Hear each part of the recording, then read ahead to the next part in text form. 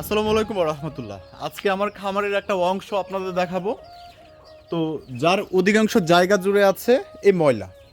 তো আজকে কিন্তু তারা এতটা নোংরা করে ফেলছে, দেখেন দুইবার পরিষ্কার করার পরেও দেখেন এই ঘরের অবস্থাটা। এখানে আমার চিকনি পরি বন্দি করা আছে, এবং আমার ওই যে যে ইয়াটাকে করছিল, কামড় দিছিল তিতিরটাকে, তাকেও এখানে চিকিৎসা করা হচ্ছে। এই জায়গায় দেখেন আমার একটা মুরগিকে কুচে বসানো হয়েছে। হ্যাঁ, এই যে দেখেন 15 তারিখে আমি কুচে বসাইছি। আপনারা অনেকে বলেন কি ডিমের উপরে তারিখ লেখার কারণটা কি?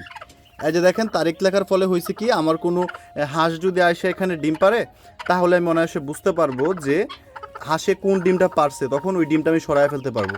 এই যে দেখেন প্রতিটা ডিমের উপরে কিন্তু তারিখটা লেখা আছে। আচ্ছা, তো যে একটা আকাম বর্তমানে আমি করতেছি তা হলো যে আমার খামারে যত চীনা হাঁসগুলো ডিম পারতেছে তারা কেউই কুচে বসতেছে না। তো সেজন্য আমি করতেছি কি, যে কুচে মুরগি দিয়ে, মানে মুরগি দিয়ে হচ্ছে চীনা হাঁসের ডিমগুলো ফুটাইতেছি, অর্থাৎ কুচে বসাইছি। আরও একটা দৃশ্য আপনাদের দেখাবো। এই যে এই জায়গায় দেখেন, মানে এগুলো থেকে কিন্তু কিছুদিনের মধ্যে ডিম চলে আসবে ইনশাআল্লাহ। এই যে দেখেন এটা হচ্ছে 13 তারিখে বসানো হয়েছে। 13 তারিখ, হ্যাঁ এটা 13 তারিখে বসানো হয়েছে ডিমটা। এই যে দেখেন, আপনারা সকলে দোয়া করবেন। এগুলো কিন্তু সব চীনা হাঁসের ডিম। হ্যাঁ, মুরগি দিয়ে আমি চীনা হাঁসের ডিমগুলো বসাইছি। এই যে দেখেন তারা বসে আছে। আপনারা অনেকেই বলেন কি জানেন, আপনারা অনেকেই বলেন যে কুচে বসানো অবস্থায় মুরগিদের কিভাবে পরিচর্যা করতে হবে। অবশ্যই আমি ভিডিওতে আপনাদের বলার চেষ্টা করব। আগে আমার সকল কুচে প্রাণীগুলোকে একটু দেখাই। এখানে দেখেন আমার একমাত্র হাঁস যে কিনা কুচে বসছে। আমার কোনো হাঁস এখনো পর্যন্ত কুচে বসে নাই, তবে এই ভদ্রলোকে কুচে বসছে। দেখেন, সরি ভদ্র মহিলা, সে কুচে বসছে। তো তাকে ছাড়া কিন্তু আমি সব জায়গায় করছি কি, মুরগি দিয়ে কুচে বসাইছি।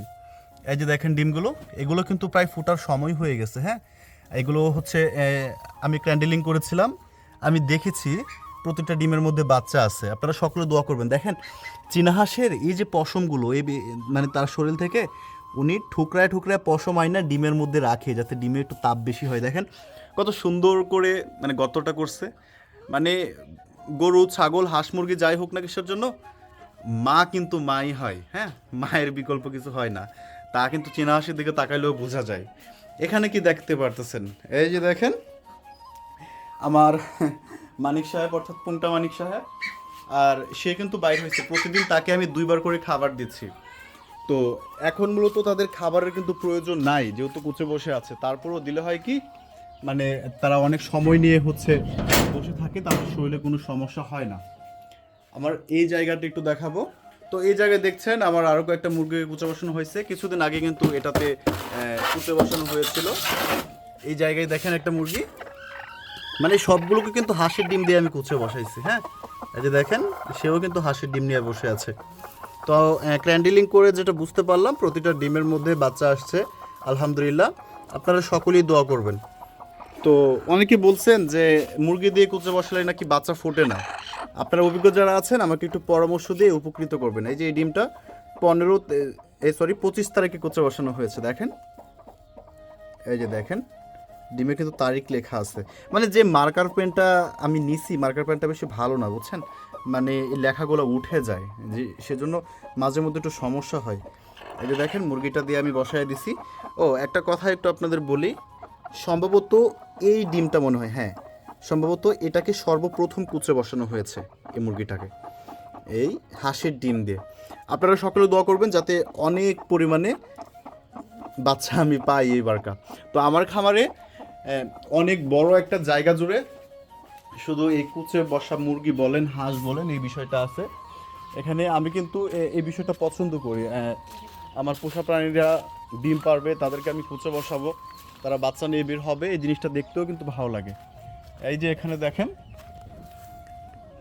কি দেখা যাচ্ছে, দেখেন এই ভদ্রমহিলা ডিম পারছে অনেকগুলো। আপনারা অনেকে দোয়া করবেন যাতে এরকম সাদা কালারের বাচ্চা যাতে অনেকগুলো বেশি আসে। এখানে দেখেন আমার পুংটা রাজকুমার, দেখেন এই রাজকুমার যে কী পুংটামি করে, সে ভাই আমাকে অনেক ঠুকুর দেয়। আর ওই যে হাঁস আর বাকিগুলো ওই কর্নারে চলে গেছে, নদীর পাড়ে চলে গেছে। আচ্ছা, আমি একটা প্ল্যান করতেছি, যে প্ল্যানটা ইনশাল্লাহ কিছুদিনের মধ্যে বাস্তবায়িত হবে, তা হলো আজকে অলরেডি শুরু করে দিছি। ওই যে ওই জায়গায় দেখেন আমার চিনাজগুলো বসে আছে। প্ল্যানটা হচ্ছে এই জায়গাটা, হ্যাঁ এই জায়গাটা আমি ঘেরাও দিয়ে রাখবো। আপনারা সকলেই দেখেছেন গত 2 দিন আগে আমার এখানে আমার তিতিটাকে কুকুরে হামলা করেছিল এবং আমার মুরগির বাচ্চা নিয়ে যায়, বিড়ালে নিয়ে যায়, কুকুরে নিয়ে যায়। তো সেজন্য নেট দিয়ে ঘেরাও দেওয়া হবে।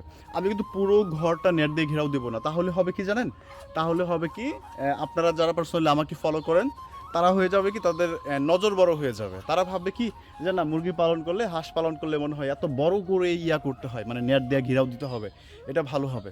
দেখেন আমি ওই বিষয়টা চাই যে আমি ওইভাবে একটা কাজ করতে চাই যেভাবে কাজ করলে আমার অনেক দর্শকরা শিখতে পারবে।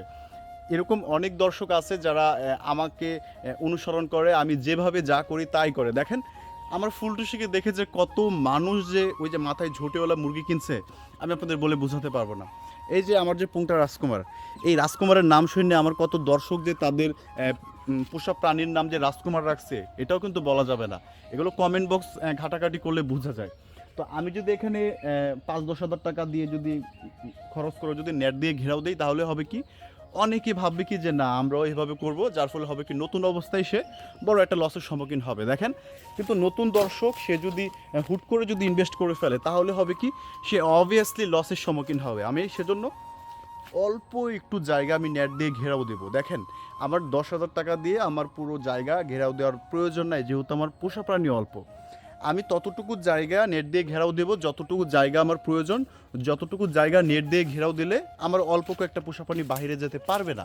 তো যারা নতুন আছে, যারা নতুন অবস্থায় খামার শুরু করছে কিংবা করতে চাচ্ছে, তাদেরকে কিন্তু আমি এই পরামর্শটাই দিব, ঠিক আছে? তো যে বিষয়টা বলতে চেয়েছিলাম তা হলো কুচে বসা অবস্থায় পোষা প্রাণীদের আপনি কীভাবে যত্ন নেবেন। দেখেন আপনার খামারে যখন কৃমির ডোজ আপনি করবেন, তখন কিন্তু আপনার কুচে বসা প্রাণীটাকেও কিন্তু এই কৃমির ডোজটা করে দিতে হবে। এবং আপনার কোনো পোষা প্রাণীকে যখন আপনি কোনো অ্যান্টিবায়োটিকের ডোজ করবেন, তখনও কিন্তু তাদেরকে এই ডোজটা করে দিতে হবে। এবং কুচে বসা প্রাণীগুলো হয় কি যে ডিম থেকে আপনার উঠতে চায় না, ডিমের উপর অধিকাংশ সময় বসে থাকে। সেজন্য আপনাকে চেষ্টা করতে হবে কি তার আশেপাশে খাবার রাখার জন্য, পানি রাখার জন্য, তাতে করে হবে কি সে মানে যখন একটু তার একটু খিদা লাগবে, অল্প একটু আসলো, খাবার খাইলো, তারপর হচ্ছে তারা চলে গেল। তো এতে করে হবে কি আপনার ডিম থেকে বাচ্চা ফোটার সম্ভাবনা অনেক গুণে বেড়ে যাবে। তো এই বিষয়গুলো হচ্ছে আপনারা একটু ফলো করতে পারেন। আরেকটা বিষয় বলতে হবে, এমন একটা জায়গায় আপনাকে কুচে বসাইতে হবে যে জায়গায় কোনো মোরগ তাদেরকে ডিস্টার্ব করতে পারবে না। মোরগ যদি ডিস্টার্ব করে তাহলে কিন্তু ঝামেলা আছে। তাহলে হবে কি তারা কিন্তু এই ডিমের উপরে কিন্তু বসে থাকতে পারবে না, যার ফলে অনেক ডিম নষ্ট হয়ে যেতে পারে। তো যাই হোক ব্রাদার অ্যান্ড সিস্টার, আপনি কোন জায়গা থেকে আপনাদের সজীব ব্রাদারের ভিডিওগুলো দেখছেন কমেন্ট করতে পারেন। এবং আপনাদের সজীব ব্রাদারের পোষা প্রাণীর ভিডিওগুলো ভালো লাগলে ভিডিওটিতে একটি লাইক দিয়ে আমাকে পরবর্তী ভিডিওগুলো করার উৎসাহ যোগাবেন। আবারও দেখা হবে নতুন কোনো ভিডিওতে। সেই পর্যন্ত আপনারা সকলে ভালো থাকবেন, সুস্থ থাকবেন। টাটা, আল্লাহ হাফেজ।